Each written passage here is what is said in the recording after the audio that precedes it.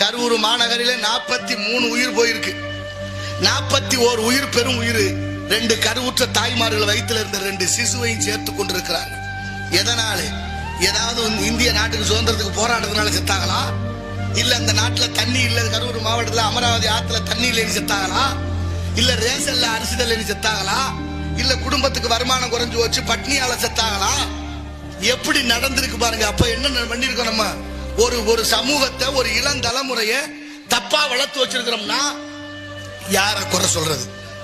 10 மாதம் சுமந்து பெற்ற தாய் தந்தையரும் கல்வி கற்றுக் கொடுத்த ஆசானம் தான் வெக்கப்படணும். இப்படி ஒரு பிள்ளையை பெற்றதுக்கு பெத்த வயிற்றுல பிரண்டே வச்சு கட்டணும். ஒண்ணுமே இல்லாத ஒரு நடிகனை பார்க்க சென்று உயிர் விடுவதுவா தர்மம்? அதுவா நியாயம்? நம்ம உயிர் எதுக்கு போகுதுன்னு இருக்கணும்ல, ஒரு காரணம் வேணும்ல. ஒண்ணுமே இல்லாமல் என்ன நடந்து கொண்டிருக்கின்ற நாட்டிலே கோயிலுக்கு போனாலும் கூட்டம் தெரியுமா? வடநாட்டுல உத்தரப்பிரதேசத்துல ஒரு சாமியாரை பார்க்க போயிட்டு